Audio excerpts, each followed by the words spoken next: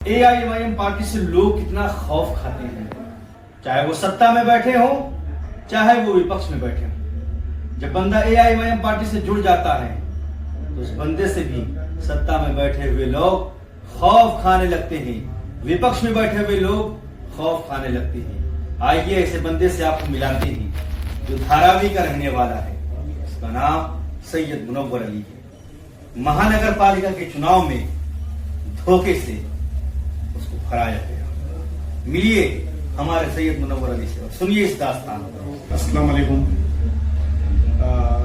सबसे पहले मैं भाई का शुक्रिया अदा करना चाहता हूँ कि भाई यूपी से आए हुए हैं और जैसे उनको पता चला कि मेरे बारे में तो उन्होंने जानना जरूरी समझा कि आखिर वाकया क्या है, ताकि जो है इस तरह की घटनाएं अलग अलग जो राज्यों में चुनाव हो रहे हैं या और जो उम्मीदवार लड़ने वाले हैं उनको इसकी जानकारी होना चाहिए ताकि वो इसकी तैयारी करके रखें। तो भाई की बात मुझे समझ में आई और मैं अपनी जो कहानी है जो भाई को बताना चाहूँगा कि वो इस तरीके से हुआ भाई कि जिस दिन रिजल्ट था तो हमारे जो काउंटिंग एजेंट्स थे वो काउंटिंग एजेंट्स अपने काउंटिंग पे टेबल्स पे बैठ गए और 10 टेबल लगे हुए थे और हमने काउंटिंग टेबल पे जो है 7 लोग को बैठाया था। हमारी एक मिस्टेक ये हो गई थी कि 10 पूरे बैठाना चाहिए था, तो इस चीज़ का ख्याल रखें कि जितने टेबल लगे उतने काउंटिंग एजेंट्स होना जरूरी है।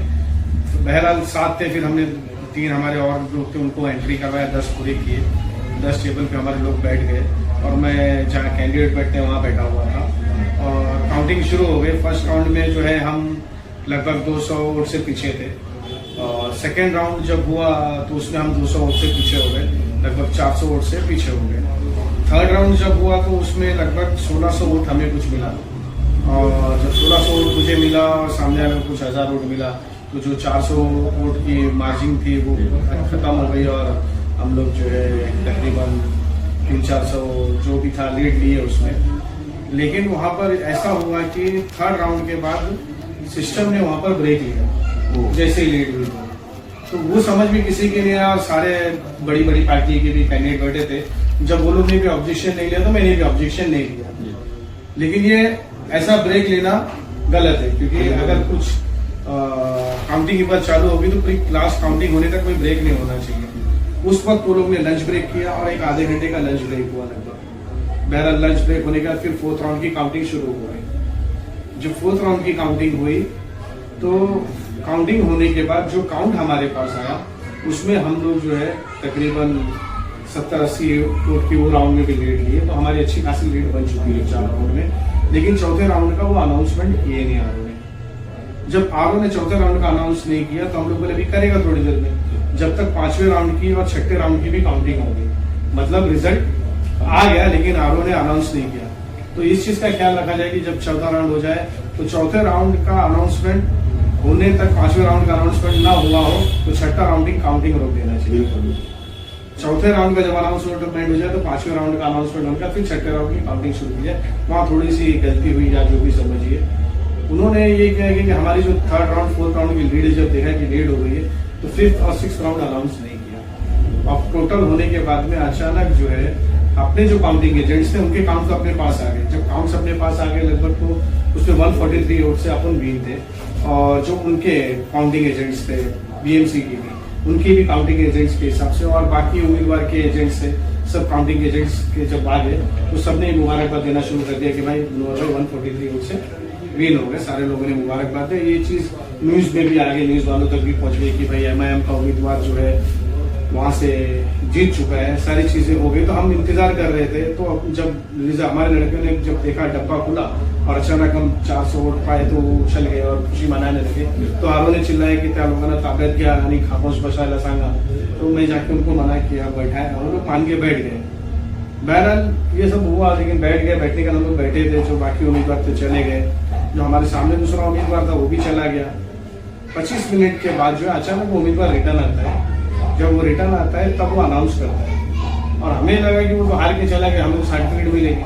लेकिन जब वो रिटर्न आता है तो मतलब आया होगा किसी भी कारण से, लेकिन उसको फोन करके बुलाया जाता है। जो मुझे न्यूज क्योंकि उसको बुलाया गया, उसने किसी को फोन किया, उसको फिर आर को फोन आया, फिर इस तरीके से हुआ। ये मैंने ऐसा सुना। लेकिन जब वो अंदर आया, आने के बाद डायरेक्ट ऊपर गए और ऊपर चढ़ के जो आर ऊपर किसी को लेता नहीं है तो उस कैंडिडेट को कैसे वो कर लिया। सवाल है। और कहने का मतलब ये कि जहां मुझे तीसरे राउंड में 1600 वोट मिला था, वहां उसने 1200 का अनाउंस किया।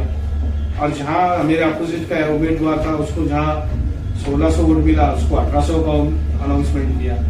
तब हम जब अनाउंस किया तो हम लोग चिल्लाने पुकार किए, हम लोग ने चिल्लाया कि सर ये आप काउंट कैसा काउंट कर रहे हैं, आपका काउंट हमारा काउंट मैच ही नहीं हो रहा है। हमारे काउंटिंग एजेंट्स से आपके काउंटिंग एजेंट आपके डिफरेंस कैसे आ रहा है, ये गलत हो रहा है।